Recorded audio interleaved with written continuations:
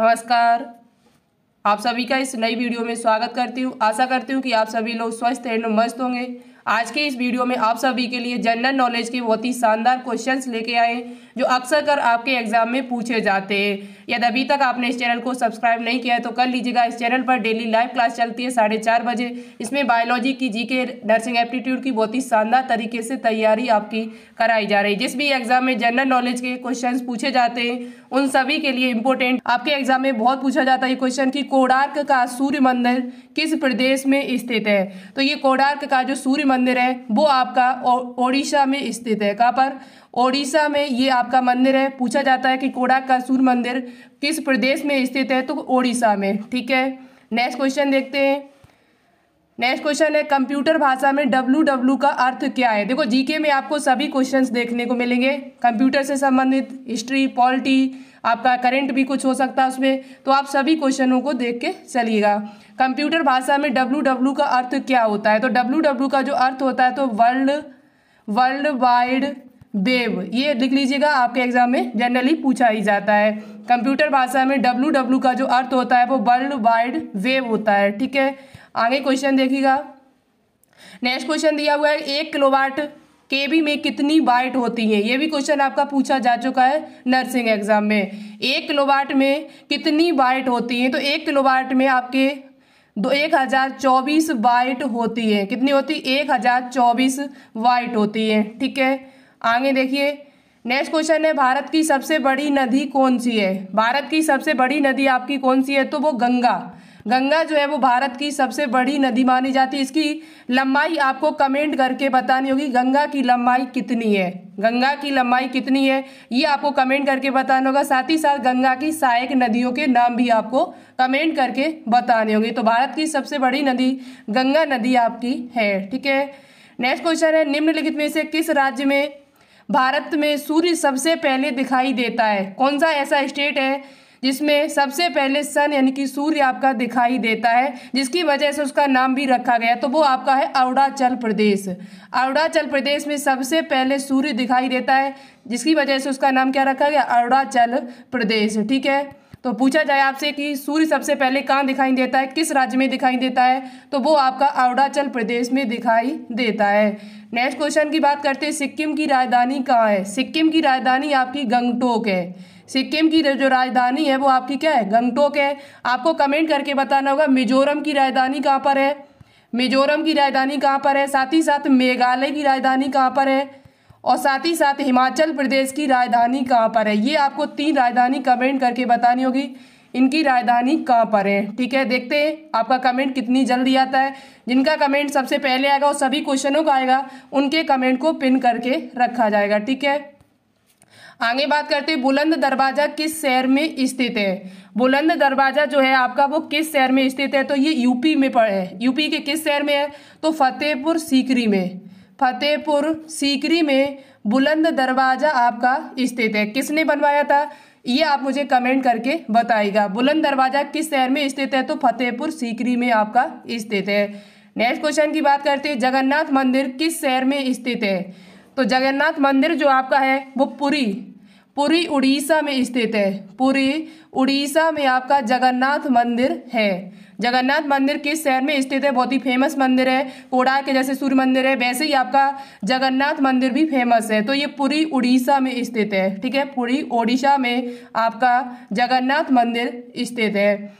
Next question की बात करते हैं स्वर्ण मंदिर कहाँ स्थित है। स्वर्ण यानी कि गोल्डन टेम्पल। गोल्डन टेम्पल आपका कहाँ पर स्थित है? स्वर्ण मंदिर जो आपका है वो पंजाब में है। पंजाब के किस शहर में है, तो पंजाब के अमृतसर में। पंजाब के अमृतसर में आपका गोल्डन टेम्पल है, जिसे स्वर्ण मंदिर के नाम से जाना जाता है। ठीक है, जल्दी करते हैं क्योंकि मुझे 15 मिनट में लगभग 30+ क्वेश्चन आपको कराने हैं। वर्तमान में भारत के उपराष्ट्रपति कौन है? वर्तमान में भारत के उपराष्ट्रपति कौन है? वाइस प्रेसिडेंट कौन है? तो वर्तमान में जो भारत के उपराष्ट्रपति आपके हैं वो कौन है, तो वो 14वें नंबर के हैं। पहली बात तो ये भी पूछा जा सकता है कितने नंबर के हैं, तो 14वें नंबर के हैं। और कौन है, तो जगदीप धनखड़। जगदीप धनखड़ भारत के इस टाइम उपराष्ट्रपति है। पूछा जाए कि राष्ट्रपति कौन है, तो राष्ट्रपति जो है वर्तमान में वो 15वें नंबर के कौन है, तो द्रौपदी मुर्मू। द्रौपदी मुर्मू जो आपके 15वें नंबर की राष्ट्रपति हैं इस टाइम। भारत की 15वें नंबर की राष्ट्रपति कौन है? तो द्रौपदी मुर्मू है। और पीएम कौन है? तो नरेंद्र मोदी, आपको पता है। यही बात कर ली जाए कि वर्तमान में भारत के गृह मंत्री कौन है, होम मिनिस्टर कौन है, ये क्वेश्चन आपसे पूछे जा सकते हैं। तो गृह मंत्री की बात की जाए तो अमित शाह है आपके। कौन है? अमित शाह। ये जनरली आपको पता भी होना चाहिए, ठीक है। बात की जाए यहाँ पर कि आपके भारत में वर्तमान में शिक्षा मंत्री कौन है? शिक्षा मंत्री कौन है? तो शिक्षा मंत्री जो आपके हैं वो धर्मेंद्र प्रधान है। कौन है? धर्मेंद्र प्रधान जो है वो आपके शिक्षा मंत्री हैं भारत के वर्तमान में। यही बात कर ली जाए कि भारत में वर्तमान में वित्त मंत्री कौन है? वित्त मंत्री आपके कौन है? तो वित्त मंत्री की बात की जाए तो निर्मला सीतारमण। निर्मला सीतारमण जो है वो आपके कौन है? वित्त मंत्री है। भारत के वर्तमान में वित्त मंत्री कौन है? तो निर्मला सीतारमण। यही बात की जाए भारत के वर्तमान में विदेश मंत्री कौन है आपके? तो वर्तमान में जो विदेश मंत्री हैं वो एस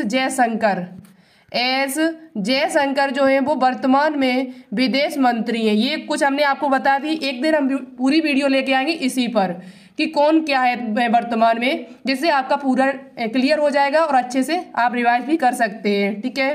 तो ये 4-5 क्वेश्चन थे, आपने अच्छे से लिख लिए होंगे। बात करते हैं किस नदी को बृहद गंगा के नाम से जाना जाता है, यानी ग्रेटर गंगा के नाम से जाना जाता है। तो वो आपकी एक नदी है जो गोदावरी के नाम से जानी जाती है। गोदावरी नदी जो आपकी है उसे बृहद गंगा या ग्रेटर गंगा के नाम से भी जाना जाता है, ठीक है।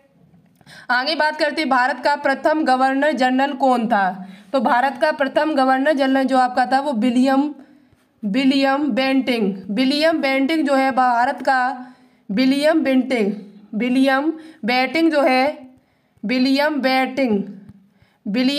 जो है वो भारत का प्रथम गवर्नर जनरल था। Who was the first governor general of India? Bharat का प्रथम गवर्नर जनरल कौन था? तो विलियम बेंटिंग था, ठीक है। नोट कर लीजिए, जनरली क्वेश्चन आपसे पूछे जाते हैं ऐसे। नेक्स्ट क्वेश्चन है कि पंचगंगा तथा दूधगंगा किसकी सहायक नदियां हैं? तो पंचगंगा और दूधगंगा जो नदी है आपकी वो किसकी है? तो कृष्णा नदी की ये सहायक नदी है। कृष्णा नदी की सहायक नदी के नाम पूछा जाए तो आप बता सकते हो पंचगंगा और दूधगंगा, ठीक है। आगे देखिए, नेक्स्ट क्वेश्चन है हमारा यहाँ पर, बहुत ही शानदार क्वेश्चन यहाँ दिए हुए हैं। भारत का राष्ट्रीय पशु क्या है? ऐसे क्वेश्चन आपके एग्जाम में पूछे ही जाते जनरली। तो भारत का जो एनिमल है, नेशनल एनिमल है, वो आपका कौन सा है? बाघ, टाइगर। जिसका वैज्ञानिक नाम पूछा जाए तो पेंथ्रा टाइग्रस जो है वो आपका क्या है? राष्ट्रीय पशु है भारत का। वहीं पूछा जाए भारत का राष्ट्रीय पक्षी कौन है? तो मोर है। भारत का राष्ट्रीय जलीय जीव कौन सा है? तो गंगा की डॉल्फिन है। भारत का राष्ट्रीय फल क्या है? तो आम है। भारत का राष्ट्रीय फूल क्या है? तो कमल है। भारत का राष्ट्रीय पेड़ कौन सा? ट्री कौन सा है? नेशनल ट्री, तो बरगद का पेड़ है आपका। भारत का राष्ट्रीय खेल क्या है? तो हॉकी है। भारत का राष्ट्रीय खेल क्या है आपका? हॉकी है, क्रिकेट नहीं है। क्रिकेट, जबकि भारत में क्रिकेट सबसे ज्यादा खेला जाता है, लेकिन क्रिकेट आपका राष्ट्रीय खेल नहीं है। बहुत सारे बच्चे इसी में कंफ्यूज होकर क्रिकेट लगा देते हैं। क्रिकेट नहीं, आपको लगाना हॉकी के जादूगर किसे कहा जाता है? तो हॉकी के जादूगर, ये क्वेश्चन पूछा जा चुका है बीएससी नर्सिंग में।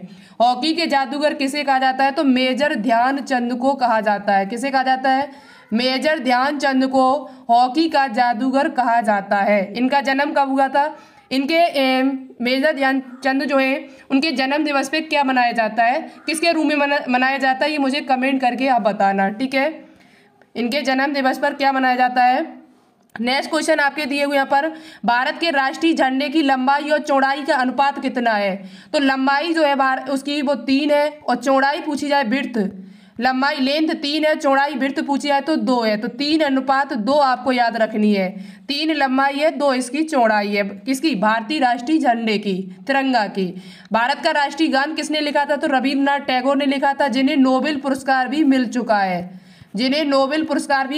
वो भी किस पर मिला था? तो गीतांजलि नाम का उपन्यास था जिसपे इनको नोबेल पुरस्कार मिला हुआ है, और इन्होंने ही हमारा राष्ट्रीय गान लिखा था, रविन्द्रनाथ टैगोर जी ने।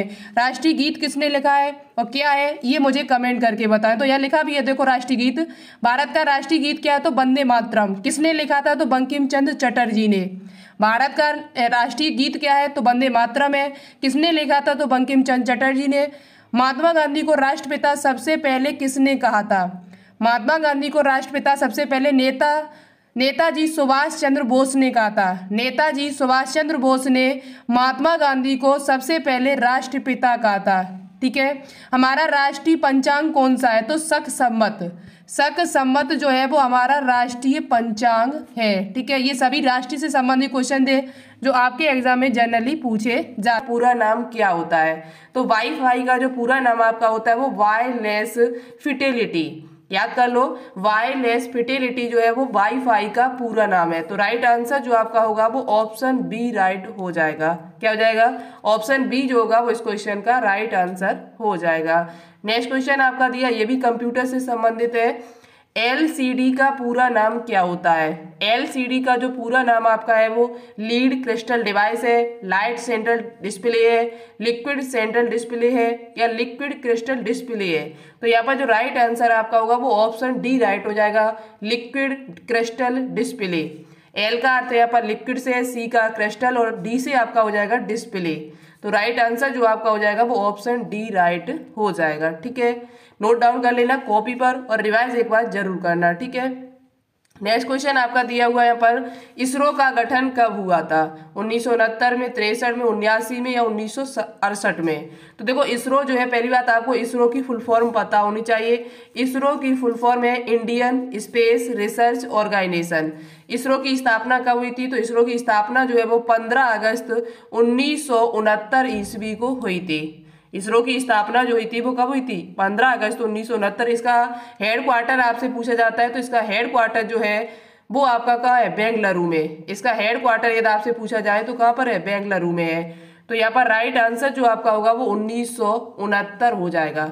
इसरो के इस टाइम कौन चीफ है, मुख्य कौन है, अध्यक्ष, वो आप मुझे कमेंट करके जरूर बताएं। तो राइट आंसर जो आपका होगा वो 1969 हो जाएगा। इसरो की फुल फॉर्म आपको पता होनी चाहिए, इंडियन स्पेस रिसर्च ऑर्गेनाइजेशन। अब बात करते हैं, भारत का पहला कृत्रिम उपग्रह था। भारत का पहला कृत्रिम उपग्रह कौन सा था? आर्यभट्ट, विशाखापट्टनम या बाणभट्ट? तो देखो भारत का जो पहला आर्टिफिशियल सैटेलाइट आपका था उसका नाम था क्या?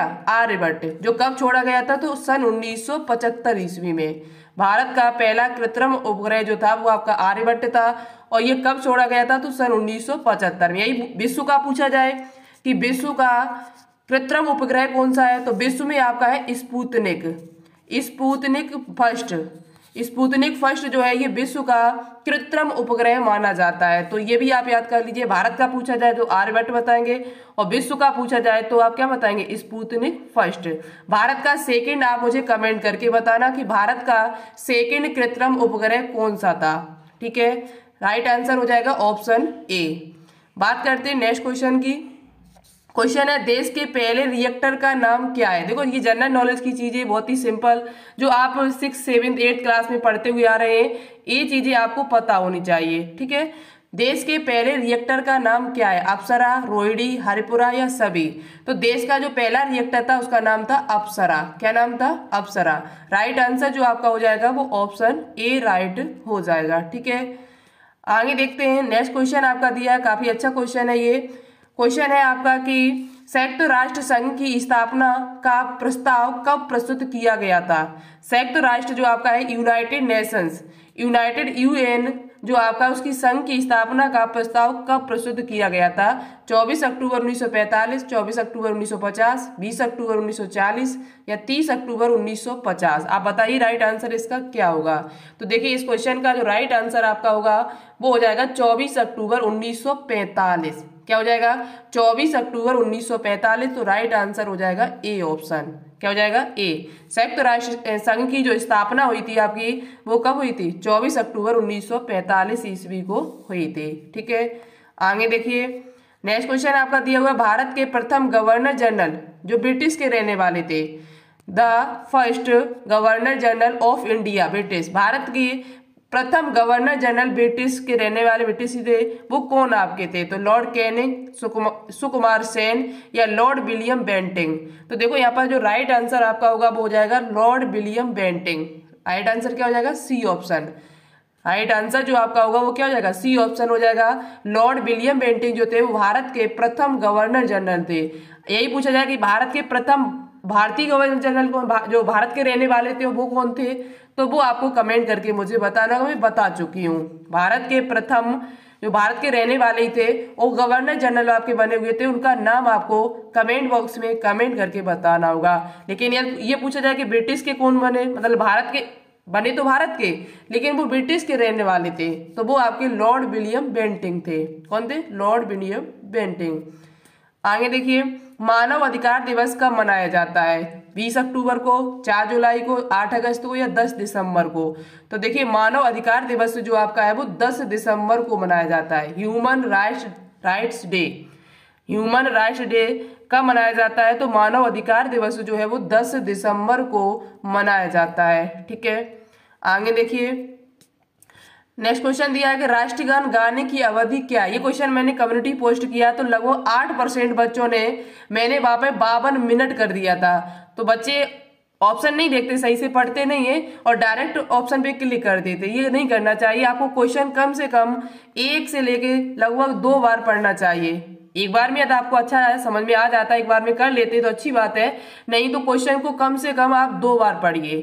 2 बार जब आप क्वेश्चन पढ़ेंगे तो और ऑप्शन उसके 2 बार देखेंगे तो आपको आराम से क्वेश्चन सही होगा और आपका कभी गलत नहीं हो सकता है। तो देखो यहाँ पर मैंने क्वेश्चन वहां पर कम्युनिटी पोस्ट जो डाला हुआ था वहां पर मैंने 52 मिनट कर दिए थे। लगभग 8% बच्चों ने 52 मिनट ही आंसर दिया उसका, जबकि 52 मिनट में आपका नहीं है। राष्ट्रीय गान गाने की अवधि कितनी होती है, तो वो आपकी 52 सेकंड होती है। कितनी होती है, 52 सेकंड होती है। तो राइट आंसर आपका हो जाएगा ए ऑप्शन। राष्ट्रीय गान किसके द्वारा लिखा गया था, भारत का जो जनगण मन अधिनायक जय है वो आपका रविंद्रनाथ टैगोर के द्वारा, रविंद्रनाथ टैगोर के द्वारा आपका लिखा गया था। और यही पूछा जाए कि रविंद्रनाथ टैगोर को नोबेल पुरस्कार दिया गया था, वो कब दिया गया था, तो रविंद्रनाथ टैगोर को 1913 ईस्वी में नोबेल पुरस्कार से सम्मानित किया गया था। वो भी किसके लिए, तो गीतांजलि के लिए। ये भी क्वेश्चन आपसे पूछा जाता है कि रविंद्रनाथ टैगोर को कब नोबेल पुरस्कार से सम्मानित किया गया था, तो 1913 ईस्वी। रविंद्रनाथ टैगोर ने भारत के साथ साथ बांग्लादेश का भी राष्ट्रीय गान लिखा हुआ था।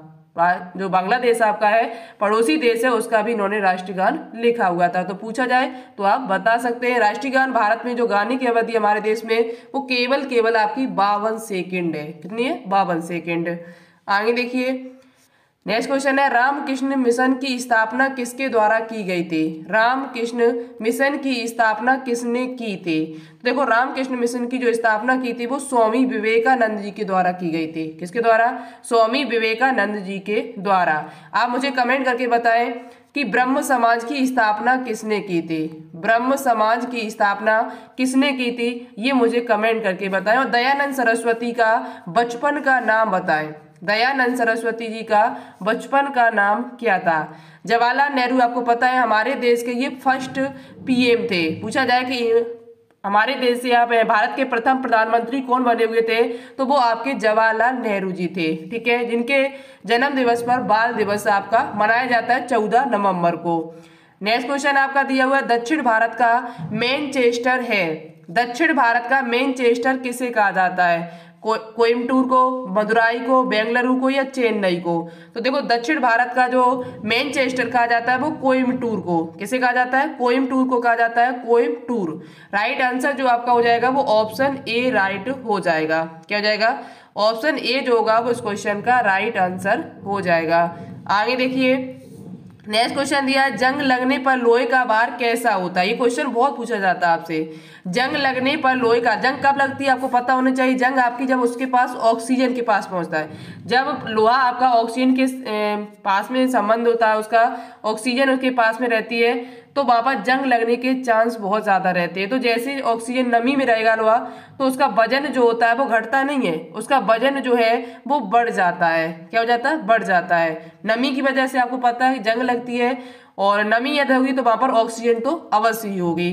तो जंग लगने पर लोहे का जो भार होता है वो आपका बढ़ जाता है, इंक्रीज हो जाता है। तो राइट आंसर जो आपका हो जाएगा वो ए ऑप्शन हो जाएगा। नेक्स्ट क्वेश्चन दिया है, संविधान सभा के पहले अध्यक्ष कौन थे। ये ऐसे क्वेश्चन है जो आपसे बार बार पूछे जाते हैं हर एग्जाम में। जनरली आपको ये क्वेश्चन पता होने चाहिए। पॉलिटी के कुछ शुरुआती क्वेश्चन है जो आपके दिमाग में बहुत अच्छे से सेट होने चाहिए। यहाँ से क्वेश्चन एक जरूर आपको मिलेगा संविधान से। संविधान सभा के पहले अध्यक्ष कौन थे? Doctor B R Ambedkar, doctor Sachchidanand Sinha या डॉक्टर राजेंद्र प्रसाद। आपको पता है डॉक्टर राजेंद्र प्रसाद ये स्थायी अध्यक्ष थे और साथ ही साथ ये फर्स्ट हमारे देश के प्रेसिडेंट भी थे।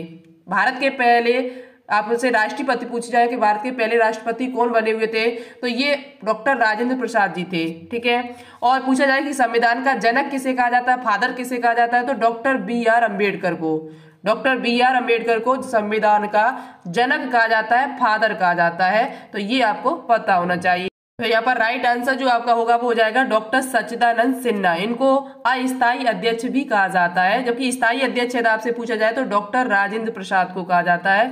तो राइट आंसर जो आपका हो जाएगा वो option b right. Next question आपका दिया हुआ है यहाँ पर कि भाषाई आधार पर गठित होने वाला राज्य कौन सा है? आंध्र प्रदेश, सिक्किम, उत्तर प्रदेश या पंजाब। तो राइट आंसर जो आपका होगा वो आंध्र प्रदेश। आंध्र प्रदेश जो है वो भाषाई आधार पर गठित होने वाला पहला राज्य आपका है। क्या है? पहला, फर्स्ट स्टेट है। तो राइट आंसर जो आपका हो जाएगा वो ऑप्शन ए राइट हो जाएगा। आंध्र प्रदेश की राजधानी क्या है, कैपिटल क्या है, ये मुझे कमेंट करके आप जरूर बताएं। ठीक है, जो भी क्वेश्चन हम पूछते जा रहे हैं ये सभी क्वेश्चन इंपोर्टेंट है। यदि आपको नहीं आते हैं तो आप कहीं से भी कैसे भी करके आप सर्च करके मुझे कमेंट करके एक बार जरूर बताएं। इससे क्या होता है, जब आप कोई क्वेश्चन ढूंढते हैं तो उस क्वेश्चन से आपको और भी क्वेश्चन देखने को मिलते हैं। जब आप सर्च करते हैं, देखते हैं या किताब में पढ़ते हैं तो एक क्वेश्चन के साथ साथ आप कई क्वेश्चन वापस सीख सकते हैं। इसी वजह से मैं क्वेश्चन आपसे पूछ रहे हैं। वैसे तो आप तुरंत जवाब दे देंगे, जो क्वेश्चन आप जाएंगे गूगल पे सर्च करेंगे, लेकिन उसके साथ साथ आप अन्य क्वेश्चन को भी पढ़ सकते हैं वहां से, या किताब से आप ढूंढेंगे तब भी आप वहां से अन्य क्वेश्चन को पढ़ सकते हैं। तो जितनी बार जितनी चीजों को आप देखेंगे उतना ही आपके लिए बेहतर रहेगा। तो आप जो भी क्वेश्चन यहाँ हम पूछ रहे हैं आपसे वो सभी क्वेश्चन का जवाब आप कमेंट करके एक बार जरूर बताएं। मिड डे मील प्रारंभ करने वाला पहला राज्य कौन सा है? पश्चिम बंगाल, तमिलनाडु, केरल या यूपी। तो देखो मिड डे मील जो स्टार्ट हुआ था वो कब हुआ था? तो 1995 ईस्वी में हुआ था, और पहला राज्य जो आपका था वो तमिलनाडु था। कौन सा था? तमिलनाडु। तो राइट आंसर जो हो जाएगा वो ऑप्शन बी राइट हो जाएगा। नेक्स्ट क्वेश्चन है वर्तमान में स्वास्थ्य मंत्री कौन है? वर्तमान में आपके स्वास्थ्य मंत्री कौन है? तो देखिए वर्तमान में जो आपके स्वास्थ्य मंत्री अनुराग ठाकुर है कि अमित शाह है या निर्मला सीतारमण है। तो एक एक करके आपको सभी के बारे में पता होना चाहिए। जो अनुराग ठाकुर है ये खेल मंत्री आपके, कौन है? खेल मंत्री अनुराग ठाकुर जो आपके वो खेल मंत्री। अमित शाह क्या है? तो अमित शाह जो आपके हैं वो गृह मंत्री है। कौन है? गृह मंत्री यानी कि होम मिनिस्टर, और ये खेल मंत्री आपके। जबकि निर्मला सीतारमण क्या है? तो निर्मला सीतारमण को आपने देखा होगा वित्त मंत्री। वित्त मंत्री इनके बारे में बहुत ज्यादा सुना भी। अभी बजट जारी किया गया था तो आपने जरूर इनका नाम सुना होगा, जो बजट इन्होंने जारी किया था 2024 का। वर्तमान में स्वास्थ्य मंत्री आपसे पूछा गया तो इनमें से तो ये एक भी नहीं है आपके। राइट आंसर क्या हो जाएगा? तो ऑप्शन डी राइट हो जाएगा। तो कौन है? तो मनसुख। कौन है आपके? मनसुख मंडाविया। मनसुख मंडाविया जो है वो वर्तमान में कौन है? स्वास्थ्य मंत्री हैं भारत में, मनसुख मंडाविया। राइट आंसर जो आपका हो जाएगा वो ऑप्शन नंबर डी राइट हो जाएगा। अनुराग ठाकुर कौन है? तो ये खेल मंत्री है, ये गृह मंत्री है, ये वित्त मंत्री है। ठीक है, आगे देखते हैं। नेक्स्ट क्वेश्चन आपका दिया हुआ है पर अब एक कुछ क्वेश्चन ऐसे ही हैं जो आपसे जनरली पूछे जाते हैं, जो बिना ऑप्शन के। देखिए कितना जल्दी आप ऑप्शन देते हो, इनके आंसर देते हो। भारतीय संविधान के जनक कौन है? भारतीय संविधान के जनक अभी हमने थोड़ी देर पहले आपसे पूछे हुए थे तो और बताए भी शायद थे। तो भारतीय संविधान के जनक जो है वो आपके doctor B R Ambedkar. Doctor B R Ambedkar, doctor Bhimrao Ambedkar जो है वो भारतीय संविधान के जनक कहे जाते हैं। और ये क्वेश्चन याद कर लो, बहुत इंपॉर्टेंट है, 100% आपसे पूछा जाता है हर एग्जाम में। तो याद कर लीजिए कि भारतीय संविधान के जनक किसे कहा जाता है? तो डॉक्टर भीमराव अंबेडकर जी को कहा जाता है। सारे जहां से अच्छा हिंदुस्तान हमारा के रचयिता कौन है? सारे जहां से अच्छा हिंदुस्तान हमारा के रचयिता आपसे पूछे गए तो वो आपके हैं इकबाल, मोहम्मद इकबाल। मोहम्मद इकबाल जो है वो इसके रचयिता है। ये याद कर लो, पूछा जाता है कि सारे जहां से अच्छा हिंदुस्तान हमारा, इसके रचयिता कौन है और ये इन्होंने कब लिखा था? तो सन 1904 ईस्वी में लिखा हुआ था। ठीक है, मोहम्मद इकबाल जी। नेक्स्ट क्वेश्चन देखते हैं। नेक्स्ट क्वेश्चन है, भारत के राष्ट्रीय ध्वज में केसरिया रंग किसका प्रतीक है? ये आपको जो राष्ट्रीय ध्वज आपका है तिरंगा, उसके बारे में पूर्ण जानकारी आपको होनी चाहिए। जनरली ये क्वेश्चन आपसे पूछे जाते हैं जो आप हमेशा पढ़ते हुए चले जा रहे हैं छोटी क्लासों से, और आपको पता भी होने चाहिए। भारतीय के राष्ट्रीय ध्वज में केसरिया रंग का प्रतीक आपसे पूछा गया है, और राष्ट्रीय जो आपका तिरंगा होता है उसमें तीलियों की संख्या आपसे पूछी जाती है। तो देखो ये जो केसरिया रंग है जो देश की शक्ति और साहस को बढ़ाता है, देश की शक्ति और साहस को आपका बढ़ाता है। देश की शक्ति और साहस को बढ़ाने वाला जो रंग है वो आपका कौन सा है? केसरिया रंग, जो प्रतीक आपका है भारतीय राष्ट्रीय ध्वज में। वही पूछा जाए सफेद रंग किसका है? सफेद जो पट्टी है आपकी वो किसको प्रतीक है किसका? तो ये शांति और सत्य का प्रतीक है। शांति और सत्य का आपका प्रतीक है। जबकि पूछा जाए कि हरी पट्टी किसका प्रतीक है, तो हरा रंग जो उसमें ध्वज में है आपका तिरंगा में है वो वृद्धि और भूमि की पवित्रता को दर्शाता है। उर्वरता, वृद्धि और भूमि की उर्वरता, भूमि की पवित्रता को है दर्शाता है कौन? हरी पट्टी जो आपकी है। जबकि सफेद रंग क्या है? सफेद रंग जो है वो शांति और सत्य का प्रतीक है। जबकि केसरिया पूछा जाए तो साहस और आपका शक्ति का प्रतीक है। ठीक है, तो ये आप याद कर लीजिएगा। नेक्स्ट क्वेश्चन दिया है, अयोध्या किस नदी के किनारे स्थित है? देखो ये क्वेश्चन अभी बहुत ज्यादा फेमस है, वैसे भी अयोध्या बहुत ज्यादा इस टाइम फेमस है राम जी के आने के बाद। तो आप अयोध्या के बारे में थोड़ा जरूर सीख लें। अयोध्या के बारे में जो क्वेश्चन आपसे पूछे जा सकते हैं वो उनके बारे में आपको पता होना चाहिए। अयोध्या किस नदी के किनारे स्थित है? ये क्वेश्चन आपके लिए काफी इंपॉर्टेंट है। अयोध्या जो आपका है वो सरयू नदी के किनारे स्थित है। किस नदी के किनारे है? सरयू नदी के किनारे स्थित है। तो राइट आंसर जो आपका हो जाएगा वो सरयू नदी हो जाएगा। ठीक है, आगे देखिए नेक्स्ट क्वेश्चन दिया है, उत्तर प्रदेश का पुराना नाम क्या है? उत्तर प्रदेश का जो पुराना नाम है वो आपको पता होना चाहिए। उत्तर प्रदेश की राजधानी क्या है? तो लखनऊ है। उत्तर प्रदेश के वर्तमान में मुख्यमंत्री कौन है? तो योगी आदित्यनाथ जी है। अब पूछा जाएगा उत्तर प्रदेश का पुराना नाम क्या है? तो वो आपका संयुक्त प्रांत जिसे यूनाइटेड नेशंस कहते हैं। यूनाइटेड नेशंस संयुक्त प्रांत जो है वो यूपी का पुराना नाम आपका है। ठीक है, उत्तर प्रदेश के बारे में हम बता चुके हैं। उत्तर प्रदेश के संबंध में मैंने कई क्वेश्चन आपको बताए, जीके करा दिए। उत्तर प्रदेश की जो इंपोर्टेंट क्वेश्चन आपसे पूछे जाते हैं उसकी लिंक आपको नीचे डिस्क्रिप्शन में मिल जाएगी। यदि आप उत्तर प्रदेश से संबंधित जो क्वेश्चन आपके एग्जाम में पूछे जाते हैं वो या देखना चाहते हैं तो आप उस लिंक को क्लिक करिए और उस क्लास को जरूर एक बार करिएगा। उसमें हमने बहुत सारे क्वेश्चन और जो भी इम्पोर्टेंट थ्योरी थी वो सभी हमने आपको वहां पर कराई हुई है। ठीक है, क्वेश्चन है उत्तर प्रदेश का मैनचेस्टर किसे कहा जाता है? उत्तर प्रदेश का जो मैनचेस्टर कहा जाता है वो कानपुर को कहा जाता है। किसे कहा जाता है? कानपुर को कहा जाता है। दक्षिण भारत का भी मैंने पूछा था आपको पीछे। अब पूछा जाए कि उत्तर प्रदेश का मैनचेस्टर किसे कहा जाता है? तो कानपुर को। वहीं पूछा जाए उत्तर मैनचेस्टर, वो उत्तर भारत का मैनचेस्टर किसे कहा जाता है? उत्तर भारत का पूछा जाए आपसे तो उत्तर भारत का भी मैनचेस्टर जो है वो कानपुर को ही कहा जाता है। वही पूछा जाए कि भारत का मैनचेस्टर किसे कहा जाता है, यदि क्वेश्चन आ जाए कि भारत का मैनचेस्टर किसे कहा जाता है तो भारत का जो मैनचेस्टर कहा जाता है वो अहमदाबाद को कहा जाता है। किसे कहा जाता है? अहमदाबाद को भारत का मैनचेस्टर कहा जाता है। ठीक है, आगे देखिए नेक्स्ट क्वेश्चन है, क्षेत्रफल की दृष्टि से सबसे छोटा देश कौन सा है? क्षेत्रफल की दृष्टि से सबसे छोटा देश, the smallest country is in terms of area is. क्षेत्रफल की दृष्टि से सबसे छोटा देश यदि आपसे पूछा जाए तो वो आपका है वेटिकन सिटी। मुझे कमेंट करके बताएं कि क्षेत्रफल की दृष्टि से सबसे बड़ा देश कौन सा है। छोटा पूछा जाए तो आपका कौन सा हो जाएगा? Vatican city. क्या हो जाएगा? Vatican city. नेक्स्ट क्वेश्चन जो है वो आपको बताना होगा कि सबसे बड़ा देश आपका कौन सा है। आगे देखिए, और भारत जो है वो कितने नंबर पे आता है क्षेत्रफल की दृष्टि में? भारत को देखा जाए तो भारत जो है वो कितने नंबर पे आता है क्षेत्रफल की दृष्टि में, ये भी मुझे कमेंट करके आप बताना है। सत्यार्थ प्रकाश किसकी रचना है? तो सत्यार्थ प्रकाश जो आपकी है वो स्वामी दयानंद सरस्वती की पुस्तक है। ये स्वामी दयानंद सरस्वती जी की ये आपकी पुस्तक है। पूछा जाए कि सत्यार्थ प्रकाश किसकी रचना है तो स्वामी दयानंद सरस्वती की है। आगे देखिए नेक्स्ट क्वेश्चन दिया हुआ कि चोरी चोरा कांड किस आंदोलन से संबंधित है? चोरी चोरा कांड जो आपका है वो आंदोलन जो आपका था वो असहयोग असहयोग आंदोलन से आपका संबंधित है। ये क्वेश्चन बहुत बार पूछा जाता है कि चोरी चोरा कांड किस आंदोलन से संबंधित है, तो असहयोग आंदोलन से संबंधित है। चोरी चोरा कांड कब हुआ था, ये क्वेश्चन हमने कम से कम आपको 10 बार कराया हुआ है इसी साल। तो आप मुझे कमेंट करके बताएं कि चोरी चोरा कांड जो है वो आपका कब हुआ था। ठीक है, आगे देखिए नेक्स्ट क्वेश्चन दिया है कि पेनिसिलिन किससे प्राप्त होता है। पेनिसिलिन किससे प्राप्त होता है, तो पेनिसिलिन एक है कवक आपका जिससे आपका प्राप्त किया जाता है। उस कवक का नाम पूछा जाए तो पेनिसिलियम नोटेटम, पेनिसिलियम नोटेटम और पेनिसिलियम क्राइसोजेनम।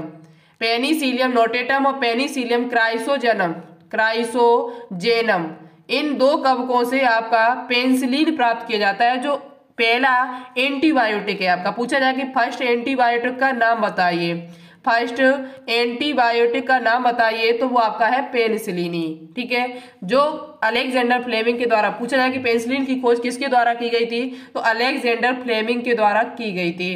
किससे प्राप्त किया जाता है, तो ये आपका फंगस यानी कवक से प्राप्त किया जाता है। किससे प्राप्त किया जाता है, कवक से। किस कवक से प्राप्त किया जाता है, तो पेनिसिलियम नोटेटम और पेनिसिलियम क्राइसोजेनम नामक कवक से ये पेनिसिलिन नाम की एंटीबायोटिक प्राप्त की जाती है। और पूछा जाए कौन सी एंटीबायोटिक है जो फर्स्ट है आपकी पहले नंबर पे, पहली खोजी गई एंटीबायोटिक का नाम आपसे पूछा जाता है, तो पहली खोजी गई जो एंटीबायोटिक थी तो वो आपकी पेनिसिलिन थी। ठीक है, आगे देखिए भारतीय रिजर्व बैंक स्थापना दिवस कब मनाया जाता है, तो भारतीय रिजर्व बैंक स्थापना दिवस जो आपका है वो 1 अप्रैल को मनाया जाता है। कब मनाया जाता है, 1 अप्रैल को। आरबीआई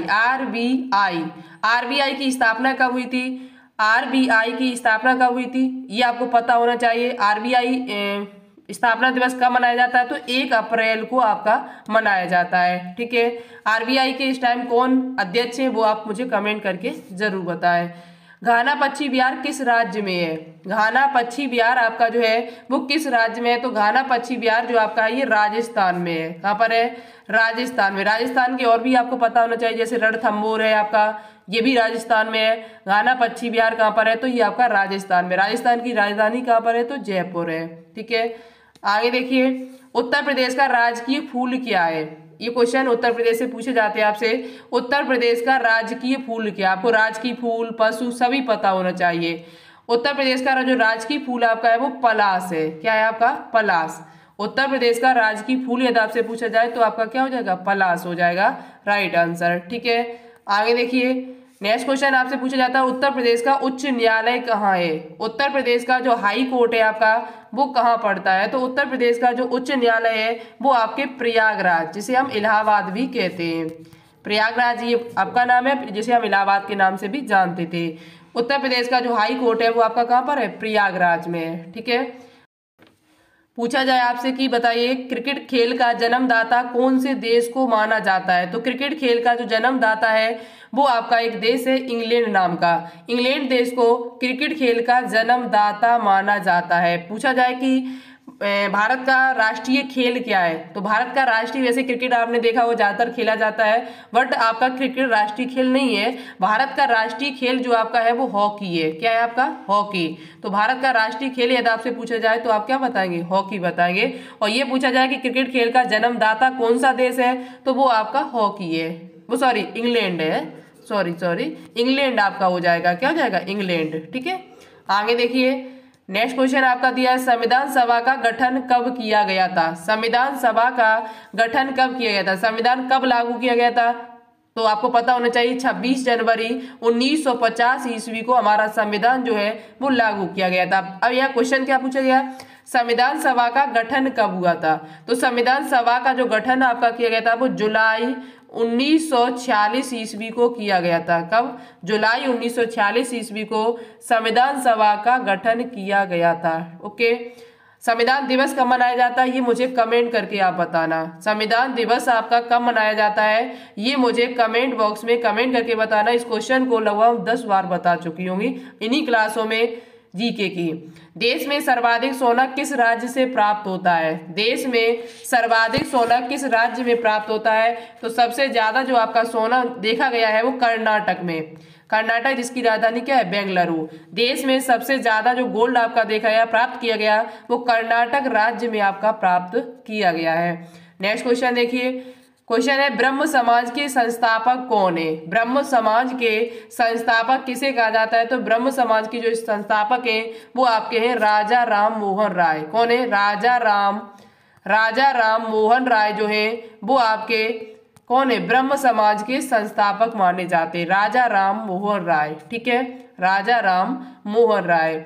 नेक्स्ट क्वेश्चन दिया है कि भारतीय मिसाइल प्रौद्योगिकी का पिता किसे कहा जाता है? ये क्वेश्चन आपसे शायद पिछली ईयर पूछा जा चुका है, पैरामेडिकल में पूछा गया हो इसी संबंधित ऐसा ही, या आपका बीएससी नर्सिंग यूपी में इसी प्रकार का क्वेश्चन पूछा जा चुका है। भारतीय मिसाइल प्रौद्योगिकी का पिता किसे कहा जाता है? तो आपको पता है मिसाइल मैन। ये भी क्वेश्चन पूछा जाता है कि मिसाइल मैन किसे कहा जाता है? तो मिसाइल मैन एक व्यक्ति थे जिनका नाम क्या था? Doctor APJ Abdul Kalam. Doctor APJ Abdul Kalam जो हमारे देश के राष्ट्रपति भी रह चुके हैं, जो प्रेजेंट टाइम पर अब नहीं है। डॉक्टर एपीजे अब्दुल कलाम, इनको मिसाइल मैन या भारतीय मिसाइल प्रौद्योगिकी का पिता कहा जाता है। तो राइट आंसर जो हो जाएगा वो डॉक्टर एपीजे अब्दुल कलाम आपका हो जाएगा। ठीक है।